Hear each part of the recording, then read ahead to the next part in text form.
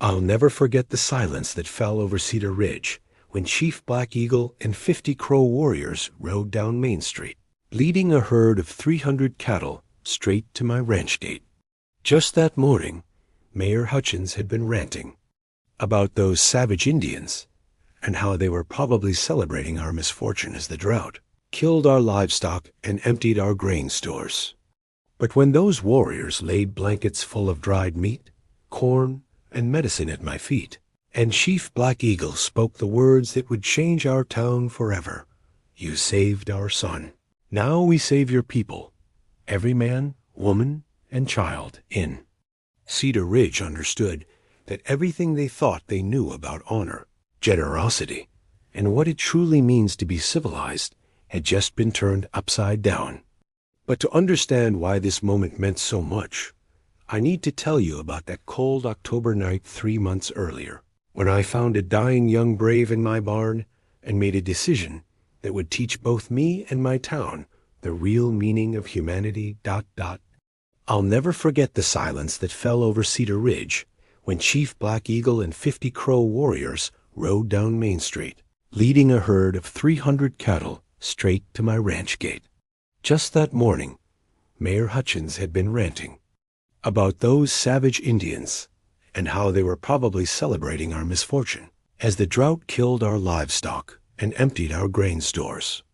But when those warriors laid blankets full of dried meat, corn, and medicine at my feet, and Chief Black Eagle spoke the words that would change our town forever, "You saved our son.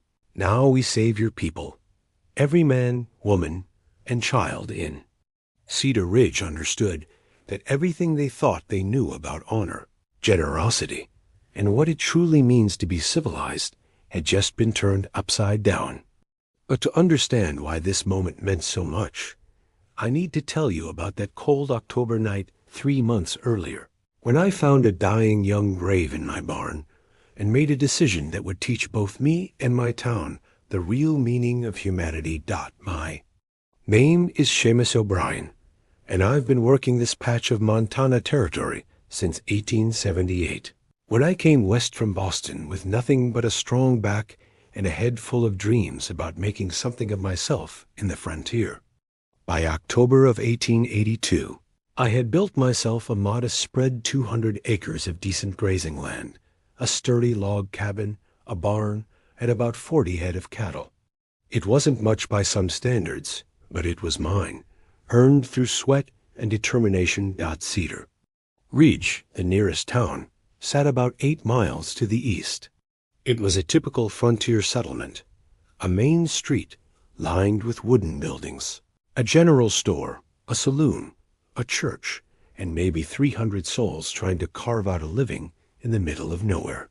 Most folks were decent enough, though. Like many frontier towns, Cedar Ridge had its share of prejudices and fear, especially when it came to the Indian tribes that still moved through the territory. The tensions had been running high that fall. There'd been skirmishes between settlers and various tribes throughout the territory, though nothing major had happened in our area. Still, the stories that drifted in with traveling merchants and soldiers were enough to keep folks on edge. The general sentiment in town was that all Indians were dangerous and not to be trusted, and that sentiment was loudly voiced by our mayor, Harold Hutchins, a pompous man who'd never seen a real Indian fight, but talked like he'd single-handedly won. The Indian Wars. It was a cold Tuesday night, October 17th, when I made the discovery that would change everything. The wind was howling something fierce, and I'd spent the day checking on my cattle and mending fence posts damaged by the recent storms. I was bone-tired as I made my final rounds before heading in for the night. As I approached the barn, I noticed the door was slightly ajar. That was odd. I always secured it tight against the weather and any predators that might be looking for easy pickings. I figured the wind might have worked the latch loose, but I drew my Colt .45 just to be safe. You learn to be cautious when you're living alone on the frontier. I pushed the barn door open and stepped inside, my boots crunching on the hay-covered floor. At first, everything looked normal in the dim moonlight, filtering through the gaps in the wooden walls. My horses nickered softly in their stalls, and I could hear the gentle lowing of the 2 milk cows. I kept in the barn during bad weather, but then I heard something that made me stop dead in my tracks. A weak, labored breathing coming from the far corner of the barn. I struck a match and held it up, and what I saw made my heart skip a beat. There, collapsed in a pile of hay, was a young Indian man. He couldn't have been more than 20 years old, with long black hair and the distinct features of the Crow tribe that I'd learned to recognize from my occasional dealings with peaceful trading parties. But this young man was in terrible condition. His face was gaunt with hunger, his lips cracked and dry, and his buckskin clothing was torn and stained. He was unconscious, barely breathing, and it was clear he was dying. Got my first instinct, I'm ashamed to say, was fear. Everything I'd heard in town about Indians being dangerous flashed through my mind. What if this was a trap? What if there were others nearby? But as I looked at this young man, really looked at him, I saw something that overcame my fear. I saw another human being in desperate need of help. The boy's breathing was so shallow, I had to lean in close to make sure he was still alive. His skin was burning with fever, and when I touched his arm, I could feel how thin he'd become. Whatever had brought him to my barn, he'd been traveling hard and hadn't eaten in days, maybe weeks. I stood there for a long moment, knowing I was at a crossroads. I could saddle up and ride to town, tell the sheriff there was an Indian on my property, and let the law handle it. That's what most folks in Cedar Ridge would expect me to do. Or I could do what my mother had raised me to do back in Boston Hill. A fellow human being in need. The wind howled outside, rattling the barn doors, and I made my decision. I lit a lantern and got my first good look at the young man. He was wearing traditional Crow clothing, but I could see he also had a small silver cross on a leather cord around his neck, probably traded from some missionary or friendly settler. His face, despite being drawn with hunger, had strong, noble features, and there was something about him that spoke of intelligence and character. Gathered him up in my arms. He was frighteningly light, and carried him to the cabin. It wasn't easy. Despite his emaciated condition, he was tall, and I had to be careful not to jostle him too much. Once inside, I laid him on my bed and set about trying to save his life. First, I got a fire going strong in the fireplace and heated some water. The boy's fever was dangerously high, so I stripped off his outer clothing and began bathing him with cool water to bring his temperature down. His breathing was still labored, and I could see his ribs standing out sharply against his skin. When his fever broke a little, I tried to get some water into him. He was semi-conscious, mumbling words in what I assumed was the Crow language, but he managed to swallow a few drops at a time. After that, I made a thin broth from some dried beef and tried to get him to take a few spoonfuls. All through that first night, I sat beside the bed, monitoring his condition and doing what I could to keep him alive. I'd seen men in bad shape. Before, the frontier was unforgiving, but I'd never seen anyone this close to starvation who was still breathing. As dawn broke, the young man's eyes fluttered open for the first time. They were dark brown, almost black, and when they focused on me, I saw a flash of fear. He tried to sit up, but he was too weak and fell back against the pillow. "Easy there," I said softly, holding up my hands to show I meant no harm. "You're safe. You're in my cabin." He studied my face for a long moment, and I could see him trying to assess whether I was friend or foe. Then, in halting but clear English, he whispered, "Water." I gave him small sips of water, and his eyes never left my face. After he drunk a little, he managed to say, "Why ... help me?" It was a simple question, but it carried the weight of everything that had happened between white settlers and native tribes in this territory. Why would a white rancher help a dying Crow brave instead of turning him over to the authorities? Or, worse, because you needed help, I said simply, and because it's the right thing to do. He considered this for a moment, then nodded weakly. I am Running Wolf, he said. I'm Seamus O'Brien. This is my ranch. I brought no trouble. To your home, he said, the effort of speaking clearly exhausting him. I can see that. You? Just rest now. We'll talk more when you're stronger. Over the next few days, I nursed Running Wolf, back from the brink of death. It was slow going. I had to feed him tiny amounts at frequent intervals to avoid shocking his system. I made broths from beef and wild game, and gradually introduced solid foods as his strength returned. During those long hours, sitting beside the bed, we began to talk. Running Wolf spoke English better than many white men I'd known, and he told me he'd learned it from a missionary who'd spent time with his tribe when he was younger. He was intelligent and articulate, and nothing like the savage I'd been told to expect. He'd been separated from his hunting party during a skirmish with cavalry soldiers 3 weeks earlier. Lost and alone, he'd been trying to make his way back to his people when hunger and exhaustion finally overwhelmed him. He'd crawled into my barn to die with some shelter from the wind.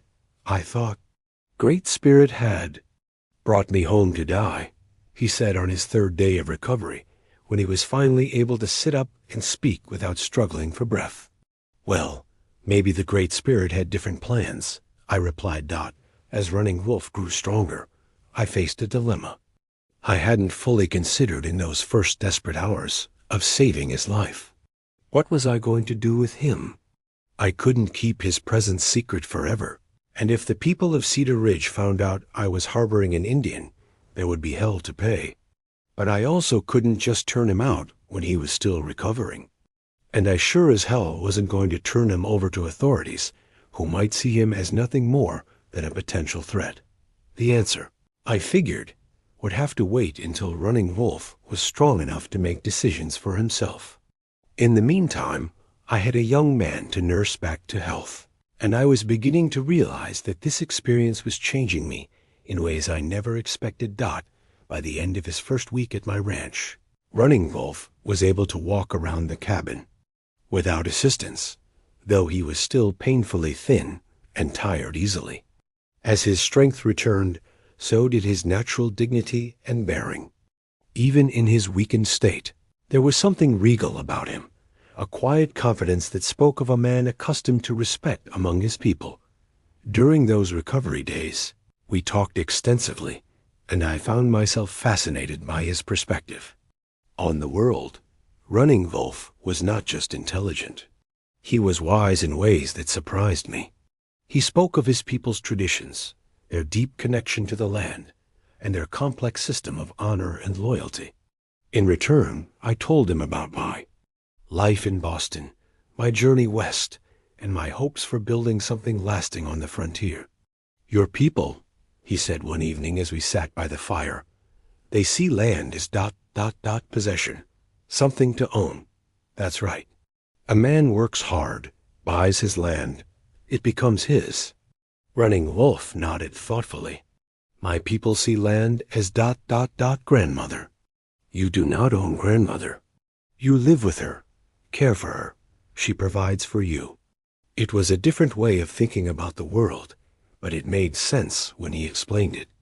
We had many such conversations, and I began to understand that the savage I'd been told to fear was actually a man with a rich culture and deep spiritual beliefs. But it wasn't all philosophical discussions. Running Wolf proved to be incredibly knowledgeable about practical things too. When he was strong enough to venture outside, he showed me things about my own land that I'd never noticed. He could read animal tracks like I read a newspaper, knew which plants could be used for medicine, and could predict weather changes days in advance just by watching the sky.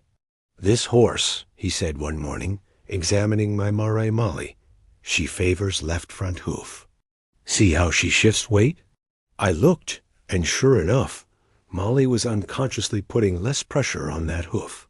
I'd been riding her regularly and hadn't noticed anything wrong. She'll go lame if you keep riding her hard, Running Wolf continued. Stone bruise, maybe. Needs rest. He was right. When I examined her hoof carefully, I found a small stone wedged between the shoe and the frog. It would have caused serious lameness if I hadn't found it. How did you see that so quickly? I asked. I watch. Your people look, but do not see. Always thinking of other things, money, plans, tomorrow's work. Animals tell you everything if you watch.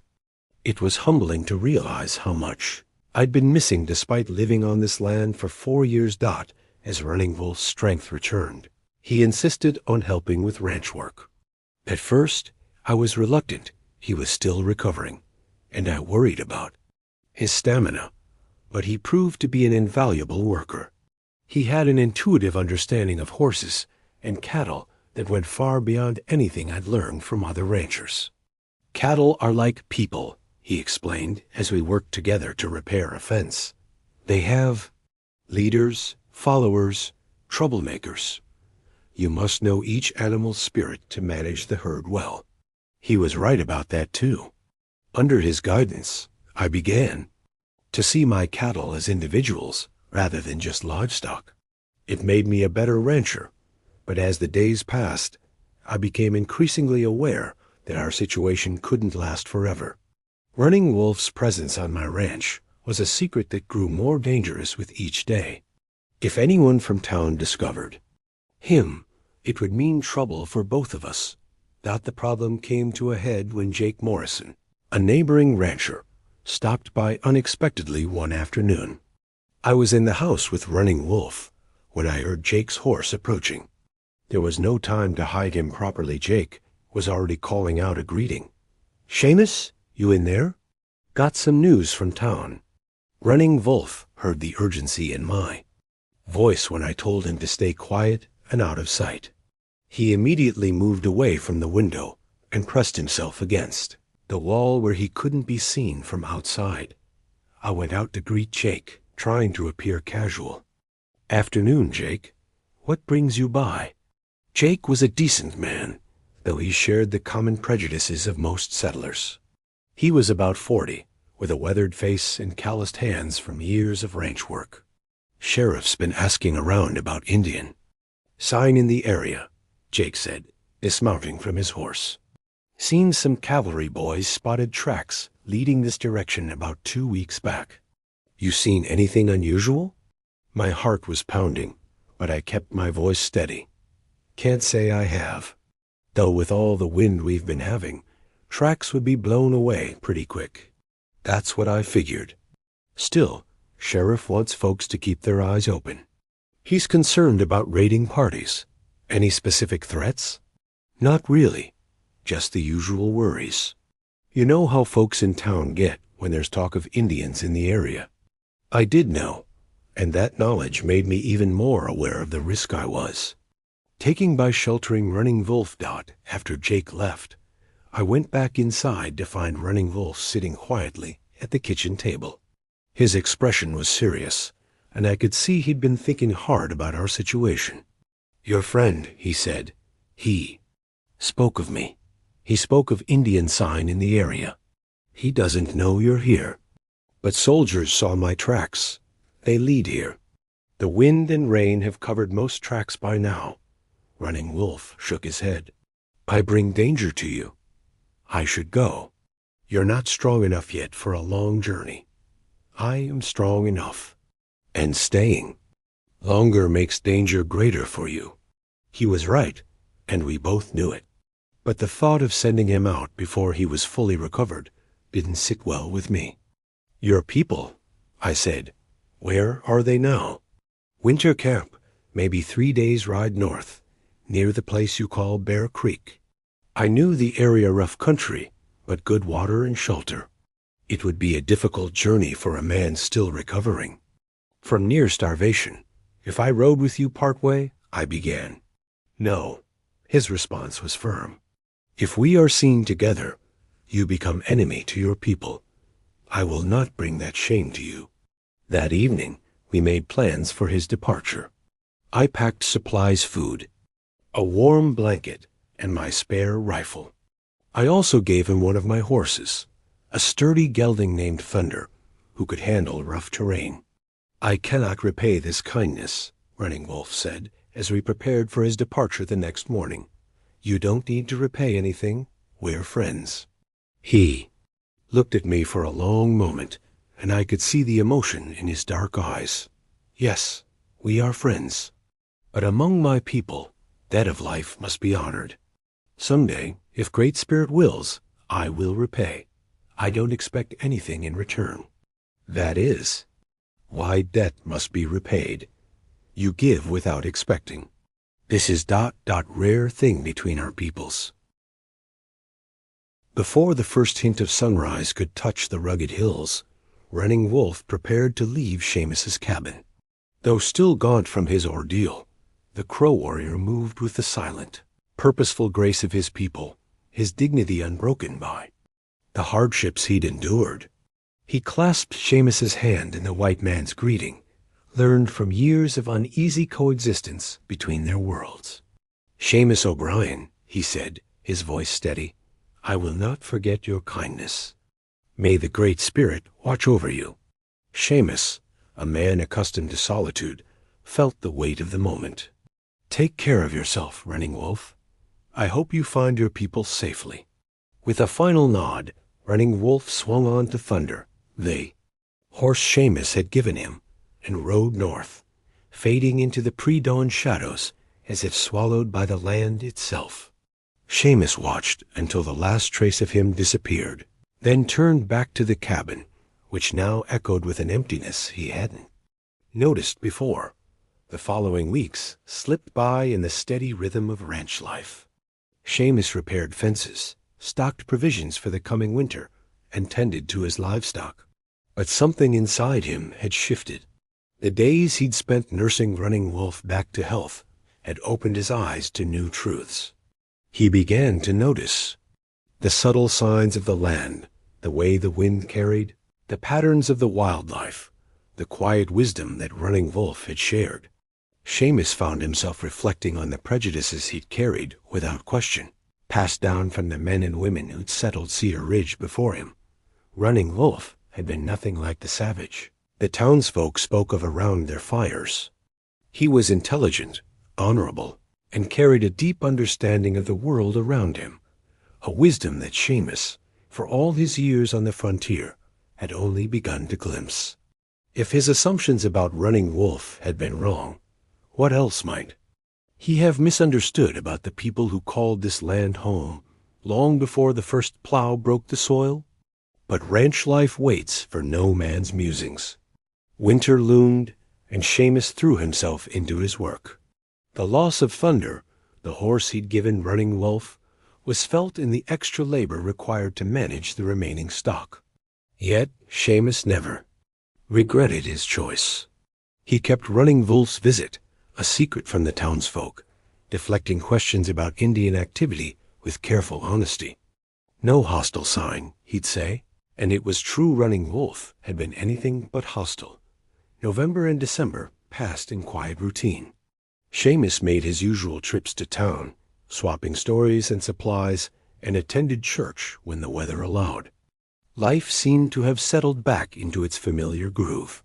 But often, as he worked his land, Seamus would pause and scan the northern hills, wondering if Running Wolf had found his people, if he was safe, if their unlikely friendship had made any difference in a world that seemed determined to keep them apart. He had no way of knowing that the answer would come in a way that would shake Cedar Ridge to its core, a reckoning that would challenge everything the town thought it knew about honor, friendship, and what it truly meant to be civilized. As winter tightened its grip on the frontier, Seamus's days grew longer and colder. A ranch demanded his attention, but his thoughts often wandered back to Running Wolf. He remembered the quiet conversations by the fire, the lessons about tracking and survival, the unspoken trust that had grown between them. He wondered if the people of Cedar Ridge could ever see the world as he now did, through eyes opened by friendship and respect. One evening, as Seamus sat by the hearth, he heard a distant sound, the unmistakable rhythm of hoofbeats approaching through the snow.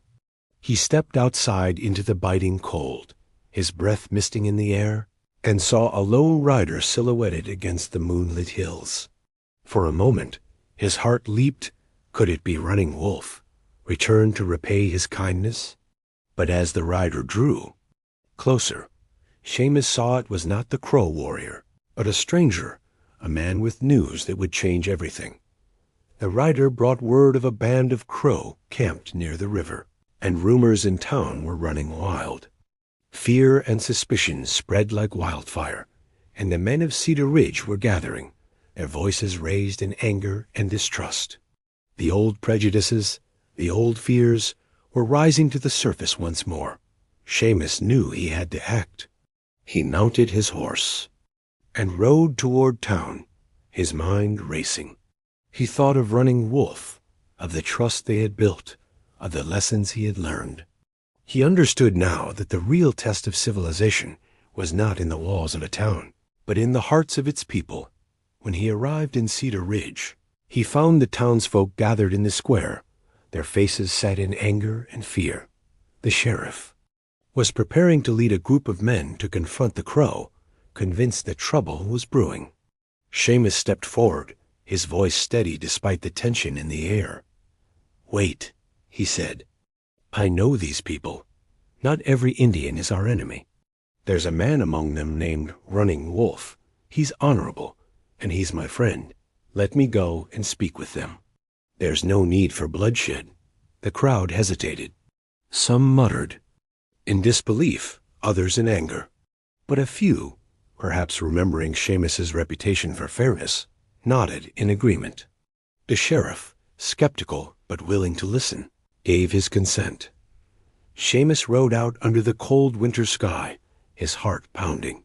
He knew the risk he was taking, both from the townsfolk and from the Crow, who had every reason to distrust the white men who had driven them from their lands. But he also knew that if there was any hope for peace, for understanding, it lay in the courage to reach out across the divide. He found the Crow camp by the river, their fires burning low against the night. As he approached, he saw Running Wolf step forward, his face unreadable in the flickering light. For a long moment they stood in silence, the weight of their shared history hanging between them. Then Running Wolf spoke. "Seamus O'Brien, you are brave to come here." Seamus nodded. "I came to speak for peace. The people of Cedar Ridge are afraid, but I know you mean no harm."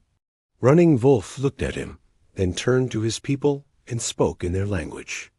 After a pause, he turned back to Seamus. "We wish only to pass through. The winter is hard, and we seek shelter. We do not want war." Seamus felt a surge of hope. "Then let me speak for you in town. Let me try to make them understand." Running Wolf agreed, and together they rode back to Cedar Ridge. The townsfolk, still gathered in the square, watched in uneasy silence as Seamus and Running Wolf approached. Seamus stepped forward and told the crowd what Running Wolf had said, that the Crow sought only to pass through, that they wanted no trouble, that they were people, not savages. The crowd murmured, some in anger, some in doubt. But as Seamus and Running Wolf stood side by side, their friendship a living testament to the possibility of understanding, something shifted. The sheriff, moved by their courage, called for calm. Slowly the tension eased. The men of Cedar Ridge, one by one, lowered their weapons. That night the town and the Crow shared a fire, trading stories and food. For a brief moment the frontier was not a place of division, but of shared humanity. Seamus knew that the road ahead would not be easy. Old prejudices run deep, and the scars of the past would not heal overnight. But he also knew that change had begun, and that the bonds of friendship could bridge even the widest divides. As the first light of dawn touched the hills, Seamus and Running Wolf stood together once more. "Thank you, my friend," Running Wolf said. "You have shown me that not all white men are the same." Seamus smiled. "And you have shown me the same, Running Wolf. May the Great Spirit watch over you, and may our paths cross again." With that, Running Wolf and his people rode on, leaving Cedar Ridge behind. Seamus watched them go, his heart full of hope for the future. He knew that the real frontier was not the land, but the human heart, and that true civilization was built not on fear and division, but on courage, understanding, and the willingness to see the world through another's eyes. In the end, Seamus. O'Brien's story is not just one of survival on the frontier, but of the slow, hard-won victory of compassion over prejudice, and of the quiet heroism found in everyday acts of kindness. It is a tale that reminds us all that, even in the harshest of lands, the greatest challenge and the greatest reward is to remain true to ourselves and to reach out to others with an open heart.